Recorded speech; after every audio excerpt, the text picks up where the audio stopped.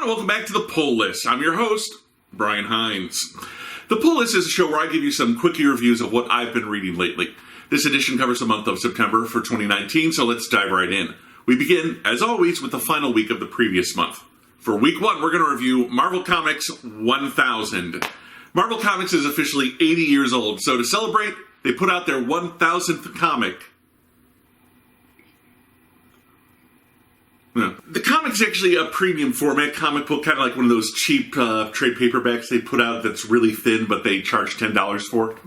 It features a brand new cover by Alex Ross, and each page covers a single year of Marvel's history. We start in 1939 with the introduction of the android Human Torch, the one from World War II, not the Fantastic Four, and go through to 2020 and even beyond.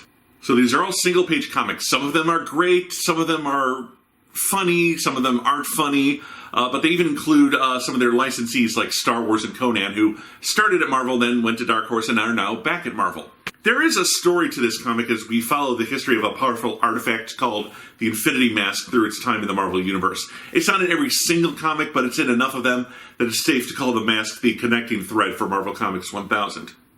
There are a few real gems here, like we get to see the creative team of Young Avengers do a Young Avengers story that finally returns Patriot to the Marvel Universe after he left at the end of Children's Crusade all those years ago. We get the final interior art page by George Perez, who unfortunately has to retire from drawing comic books due to health issues. And there's even a dumb little 9-panel story where Speedball just has a bad day, and I thought that was kind of funny. It is worth getting. It is worth reading. I am a little miffed that for the price I paid, this is the only Marvel comic in recent history that doesn't have a free digital download code attached. Maybe they just didn't want the sticker in there. I don't know, but I paid $10 for a comic book. I expect to get the same things I would get in a $3 or $4 comic book. There's enough here for any Marvel fan to really love. There's a lot of A-list talent writing and drawing this book, and I definitely think you should read it. For week 2, it's Archie and Sabrina number 3. Now, the current Archie monthly comic is in flashback mode, as the next 6 issues, of which we're halfway through, have become Archie and Sabrina. So detailing how Archie meets the Teen Witch and they fall in love and start dating. Nick Spencer, the current writer of Amazing Spider-Man, is co-writing this book with Mariko Tamaki. Jen St. Onge is on art. I'm going to put that how it's spelled right up here, so I apologize if I mispronounce that. Basically, everyone but Archie left Riverdale for the summer break. He's chased through the woods by a pack of wolves. Since Mark Waid relaunched Archie, Archie has been a bad luck magnet and the clumsiest boy alive, so this is par for the course with him. Sabrina saves him while he's knocked out, and the two begin a friendship over a banana split at Pop's Diner. They start hanging out, and they start to like each other, but it's not smooth sailing. She feels like he's obsessed with all these friends and ex-girlfriends who aren't there anymore, and he can't understand why she won't open up to about who she is and what she's really into. It's magic. She can understand why she might not want to share that with him. But they soon realize that they want to be together, and they kiss, and their romance starts. It's an official summer fling. Anyway, the problem, or maybe it's the appeal of Archie these days, is that it's got these long, very involved storylines that aren't easy to just jump into with a single issue. I'm having a good time reading this, but I can't exactly recommend that you jump into issue 3.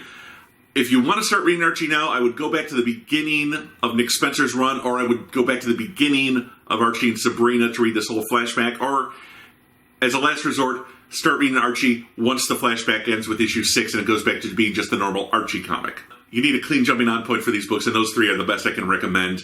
That said, I'm really enjoying Archie. It's kind of a palate cleanser to have this humor book with all these relationship problems in it when I'm used to maybe the more shallow superhero stories. Now for week 3, it's Event Leviathan number 4 by DC Comics. This is written by Brian Bendis, and his longtime collaborator Alex Maleev is the artist. And they're in the middle of this story arc to find out who is Leviathan. Leviathan is the name of the masked individual running the organization that's also called Leviathan, and that has just wiped out every kind of secret spy, superhero-friendly organization on the planet. The main protagonists of this story are Batman and his team of investigators, including Lois Lane, Green Arrow, Plastic Man. All of them are trying to find out who's behind Leviathan. This issue brings Superman into the fold, which is appropriate since Bendis started this all in Action Comics. Superman tells how he got instantly defeated by Leviathan when he tried to protect Suicide Squad leader Amanda Waller from the organization. The other investigators, meanwhile, realize that there's some sort of personal connection between their teammate Manhunter and Leviathan, although they're not sure what. Batgirl, who was offered a spot in Leviathan, finally contacts Batman and his team, but gets cut off before she's able to give any real details of what's going on. And we meet Lois Lane's secret team of investigators who are working behind Batman's team without their knowledge. This book is excellent because it's Bendis doing what Bendis does best. Street-level heroes investigating a conspiracy. That's pure Bendis. I'm going to say Bendis a few more times. Bendis, Bendis, Bendis. Also, Alex Maleev is proving particularly adept at drawing the DC heroes. This book is all about investigations, secret conspiracies, secret organizations. He's playing to his wheelhouse, and we're getting a really good story. That said, I'm just hoping he doesn't fumble the finale and gives a stupid ending, which is very possible. But for now, I'm really loving Event Leviathan. I think it's probably the best book DC's putting out, one of the best books. Greg Rucka's Lois Lane might be the best book out there right now, but Event Leviathan is up there. And for week 4, it's Spider-Man. Now, it's not your normal continuity Spidey. This is a future-setting, Elseworld-style story written by none other than JJ Abrams and his son Henry. The art is by Sarah Pichelli, so we know we're in good hands there. I love Sarah's work. She reminds me a lot of Oliver Coipel from Thor and Legion Lost. So a big cybernetic monster shows up, Spidey loses an arm, and MJ gets killed. It happens. Jump ahead 10 years and we meet Peter's teenage son Ben. He likes to beat up bullies even though he's a scrawny little redhead. Peter shows up to bail him out of getting expelled, but we can see that they have a bad relationship. Peter's never home. He has a new job that he travels the world. Basically, you can tell he's running from his responsibilities. He's running from the memories of MJ. He's running from his failure to protect his wife. Ben is growing up in a certain house with a certain great aunt of his, and suddenly a door breaks off when he opens it. He goes to bed and wakes up on the ceiling, stuck there. Of course, Aunt May knows what's going on and decides to show him his father's things, including the old suit he used to wear just as the creature that killed MJ returns. This is not a bad story yet. It's a setup issue. It feels like we just did this with Peter and MJ's kid in the near future with Renew Your Vows, but who the hell at Marvel is going to tell JJ Abrams what story he can or can't tell?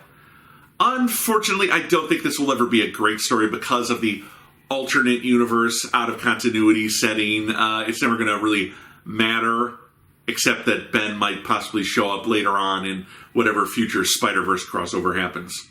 That said, you're not missing much if you skip this. Well, that's it for this month. Thank you for joining me, my friends.